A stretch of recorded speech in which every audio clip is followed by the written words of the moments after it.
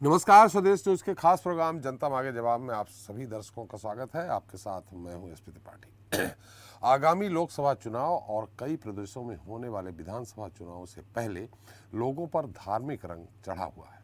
मध्य प्रदेश में जनप्रतिनिधि अपनी धार्मिक इमेज बनाने के लिए अलग अलग बाबाओं के यहाँ माथा टेकने पहुंच रहे हैं। प्रदेश में महज 6 महीने में ही 500 से अधिक कथाएं हो चुकी हैं और इन कथाओं पर पैसों की भी जमकर बरसात हुई है। 6 महीने में ही इन कथाओं पर 13 करोड़ रुपए से अधिक की राशि खर्च हो चुकी है।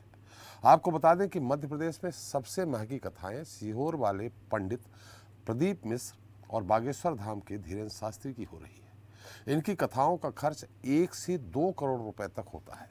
महत्वपूर्ण बात तो यह है कि कठिन कोरोना संक्रमण काल के बाद लोगों का रुझान धर्म की तरफ तेजी से बढ़ा है।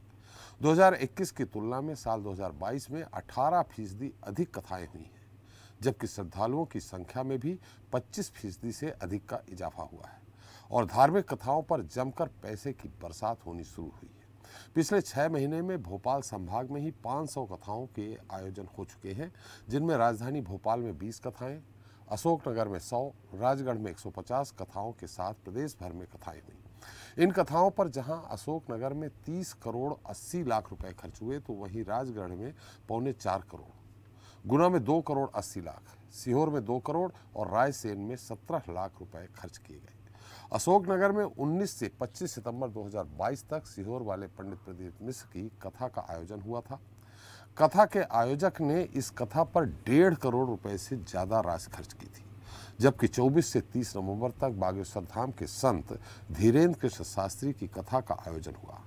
इसके आयोजक विधायक जजपाल सिंह जज्जी रहे और धीरेन्द्र शास्त्री की कथा पर 2 करोड़ रुपए का खर्च किया गया। इसके अलावा जल संसाधन विभाग के मंत्री तुलसी सिलावट, पीएचई राज्य मंत्री बृजेंद्र सिंह यादव, कांग्रेस विधायक संजय शुक्ला सहित तमाम दिग्गज विधायक और मंत्रियों ने भी अपने अपने क्षेत्रों में धार्मिक अनुष्ठानों और कथाओं का आयोजन करवा चुके हैं।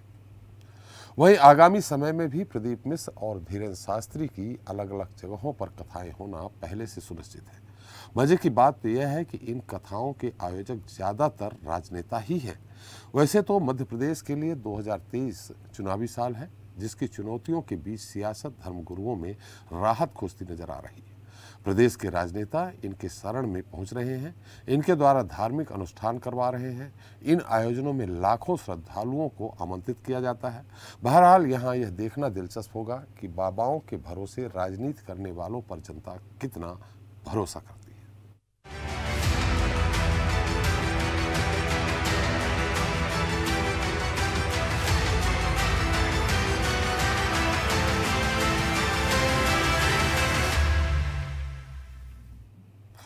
तो इस समय बागेश्वर धाम के पीठाधीश्वर धीरेन्द्र कृष्ण शास्त्री पसोपेश में हैं। उनके भाई सालिग्राम गर्ग की करतूतों ने उन्हें बैकफुट जाने पर मजबूर कर दिया है। दलित परिवार के घर की शादी में कट्टा लेकर पहुंचे सालिग्राम के वीडियो वायरल होने के बाद उसके खिलाफ एफआईआर दर्ज की गई है। धीरेन्द्र कृष्ण शास्त्री ने हालांकि इस विवाद से खुद को अलग कर लिया है, लेकिन बीते करीब 2 महीनों से हिंदू राष्ट्र के पोस्टर बॉय बने बागेश्वर सरकार के तेवर नरम पड़ गए हैं।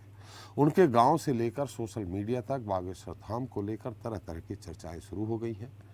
नागपुर की अंधविश्वास उन्मूलन समिति ने जब पहली बार बागेश्वर सरकार की शक्तियों को चुनौती दी थी, तो उन्होंने इसे सनातन पर हमला करार दिया था।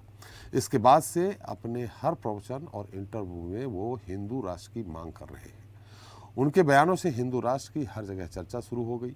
इस बीच बागेश्वर धाम के भाई का वीडियो सोशल मीडिया में वायरल होने और एफआईआर दर्ज होने के बाद उनके तेवर फिर से नरम पड़े हैं। हालांकि भाई के खिलाफ मामला दर्ज होने के बाद बागेश्वर महाराज ने सफाई दी कि उनका इससे कोई लेना देना नहीं है। उन्होंने यह भी कहा कि जो जैसा करेगा वैसा भरेगा, वो हिंदू राष्ट्र के काम में लगे हुए हैं।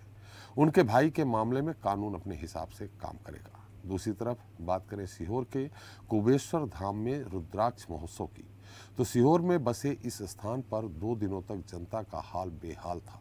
लाखों लोग इधर से उधर मारे मारे घूम रहे थे।